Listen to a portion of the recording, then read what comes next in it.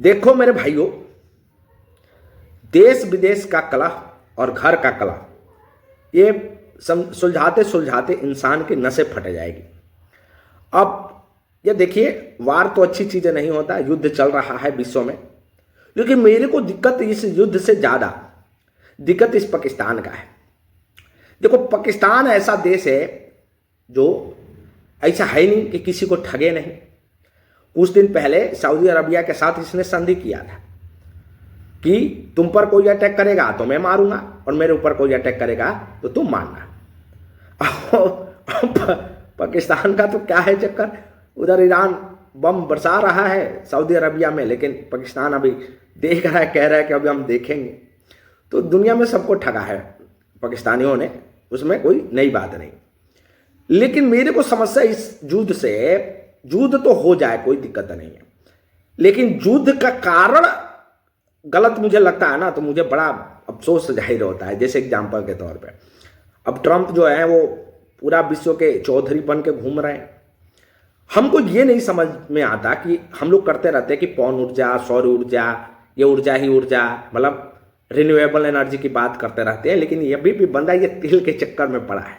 Venezuela का उधर president को भी टांग दिया, इधर देखा तो ईरान के भी गड़बड़ हो गया मामला।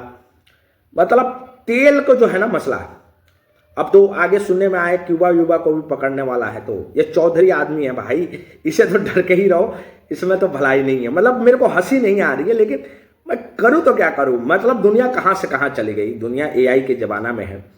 अब कहा जा रहा है कि तेल का प्रयोग बहुत कम होगा। ऐसे भी पेरिस एग्रीमेंट हुआ था जिसमें कहा गया था 2 डिग्री सेल्सियस नहीं बढ़ने देना है टेम्परेचर को, और इसके लिए पेट्रोल और डीजल को बंद कर देना है। लेकिन ये बंदा अभी पेट्रोल और डीजल के चक्कर में ही पड़ा हुआ है, रौंद दे रहा है जिसका मन में आए। तो चौधरी आदमी है, इसका चौधरी आदमी की तो बात हम करेंगे नहीं। लेकिन ईरान और इजराइल का लफड़ा बहुत पुराना है। मैं तुमको बता रहा हूं, 1980 के दशक में ईरान भी इजराइल को बड़ा सहयोग किया था।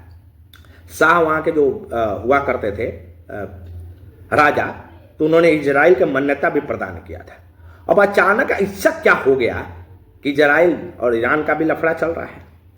तो उसका बहुत सारे कारण है। उसका सबसे बड़ा कारण है कि भाई ईरान भी चौधरी बनने लगा था।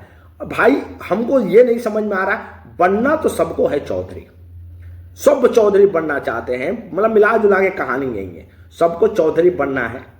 और चौधरी बनने के चक्कर में हमको लग रहा है वर्ल्ड वार 3 करवा के ही मानेंगे। खैर, भारत का पक्ष भाई पहले के जैसा ही है।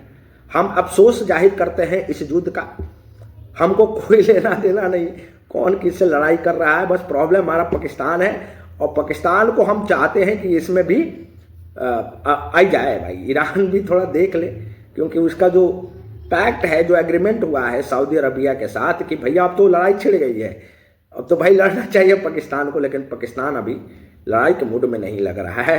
ये बड़ा हमको लफबाज आदमी लग रहा है, ये भिड़िया है, ये इतनी आसानी से लड़ाई नहीं करता। हाँ, और देखो ऐसे भी भिख मंगे कि कहाँ ताकत है लड़ाई करे। कहने का मतलब ये है कि भाई ये वर्चस्व की लड़ाई है, सर्वोच्चता की लड़ाई है, और चौधरी बनने का लड़ाई है। कौन इसमें चौधरी बनता है देखने योग्य होगा। और खासकर हमें भाई देखो, बहुत भयानक हो गया है मामला। ईरान जो है वो सबसे पंगा ले चुका है। अब देखे आगे क्या क्या होता है, अपडेट तो चलता रहेगा। अब तो ये चलेगा, बहुत लंबा चलेगा, क्योंकि देखो एक यूक्रेन और रशिया का युद्ध है, वो इतना समय ले लिया गया। ऐसा लग रहा था कि पुतिन बस मार मोर के यूक्रेन को खत्म कर देंगे। 4-5 महीने का युद्ध है, 4 साल हो गए, अभी युद्ध चल ही जा रहा है। तो युद्ध बहुत भयानक चीज, बहुत लंबा खिंचता है। इंतजार हम भी करते रहेंगे, लेकिन इंतजार हमारा जो इंतजार है पर्सनली, वो इंतजार पाकिस्तान का है कि वो युद्ध में कब आता है और कब वो इसका काम तमाम होता है। बाकी आज के लिए इतना ही दिमाग में आया था। इससे ज़्यादा आएगा तो फिर आपके पास एक वीडियो लेकर आएंगे। तब तक के लिए धन्यवाद। Thank you so much. जय हिंद, जय भारत।